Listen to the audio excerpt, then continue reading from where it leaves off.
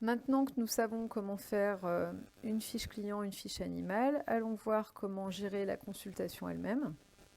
Donc j'ai cliqué depuis le panneau d'accueil sur la consultation, je me retrouve donc dans l'écran d'accueil. Je peux savoir que je suis en consultation parce qu'à droite ici j'ai ce petit rectangle noté afficher menu qui est l'onglet principal dont on va se servir. Vous pouvez le sortir, le rentrer à tout moment dans la consultation et c'est vraiment le panneau de base qui va vous permettre de naviguer dans la consultation.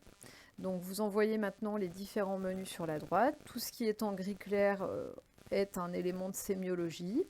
On a regroupé certains éléments qui le permettaient sur un même onglet pour gagner un peu de place. Tout ce qui est orange concernera soit le diagnostic, soit les documents édités ou l'envoi des mails. Donc pour l'instant, occupons-nous des différents éléments gris clair. Le panneau d'accueil, vous l'avez devant vous.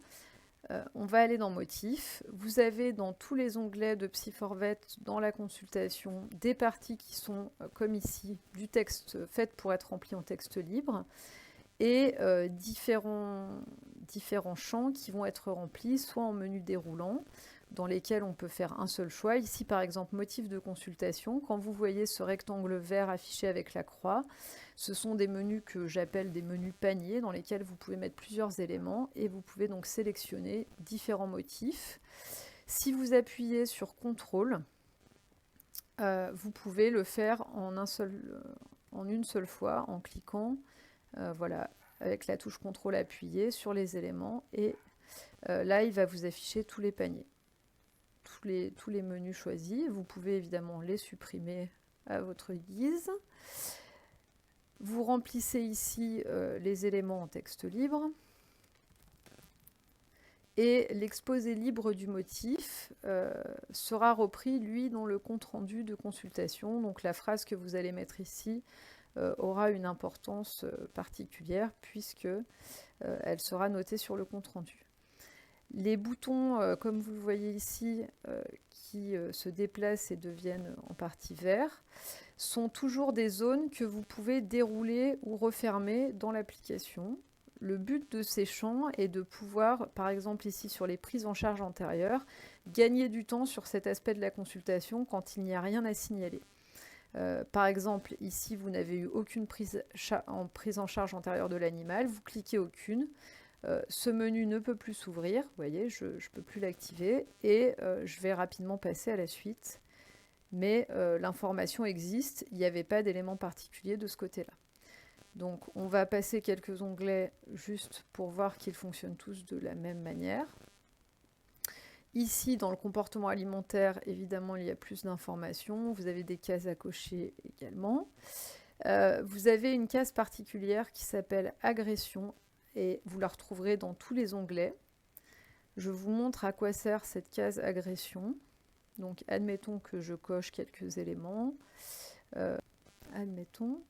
Et donc là, sur tous les onglets de la consultation, vous avez une sauvegarde automatique. Si vous changez, là je ne vais pas faire de sauvegarde particulière, je vais passer par exemple à l'onglet sommeil. La sauvegarde est faite automatiquement, je n'ai pas perdu les informations, on va aller le vérifier ensemble. Alimentation. Vous voyez que tout ce que j'avais effectivement encodé est toujours là. Par contre, ce bouton bleu sauvegarder cet onglet sert à autre chose. Admettons que je considère que là, ma sémiologie alimentation est terminée, je sais que je n'y reviendrai pas, j'ai toutes les informations nécessaires, je vais cliquer sur sauvegarder cet onglet. Et maintenant, lorsque je vais passer à sommeil par exemple, voilà, je réouvre mon panneau principal et là mon alimentation apparaît avec le fond vert.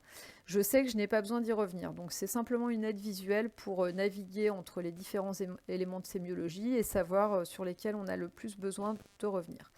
Je vous ai parlé précédemment de cette fameuse case agression. En fait, elle est là pour que vous la cochiez si, par exemple, vous êtes en train d'explorer l'entité sommeil et que les propriétaires vous rapportent qu'une fois le chien avait grogné alors qu'il était endormi dans son panier et qu'un ami s'est approché de lui, admettons. Vous n'êtes pas en train d'explorer l'agression, donc vous préférez terminer votre sémiologie sur le sommeil. Vous cochez cette case agression pour, en fait, ne pas oublier qu'il y a eu un événement autour du sommeil. Quand vous allez arriver dans le panneau agression, dans l'onglet agression, j'avais coché agression, alimentation et sommeil couchage. Je les retrouve ici. Donc ici, vous aurez la liste de toutes les agressions relevées.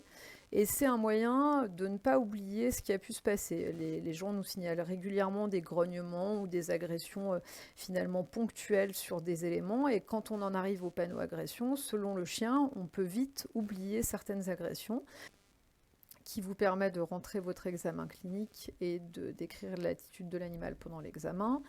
Les examens complémentaires, vous pouvez les choisir.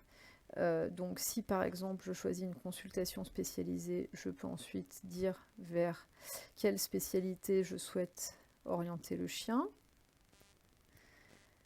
Si on prend l'onglet autocontrôle, vous avez donc absence de satiété alimentaire qui est déjà remplie puisqu'elle a été cochée dans l'onglet alimentation. Il y a des liens entre les différents onglets. Quand des choses se recoupent, elles sont remplies partout où elles doivent l'être.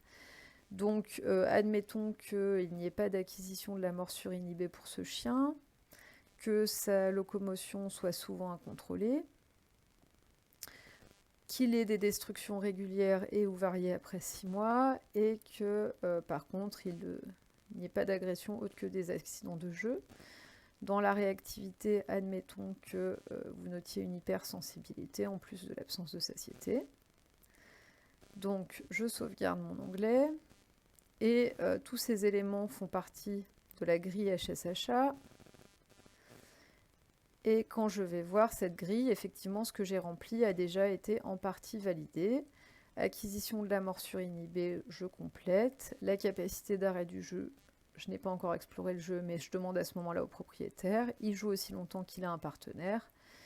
Donc, je valide. Et maintenant, mon score HSHA, vous voyez, est rempli à 100%. Et donc, le résultat sera noté dans, là aussi, la page d'accueil et sera repris pour les consultations de suivi. Vous pouvez évidemment aussi utiliser la grille 4A en remplissant chacun des 20 items.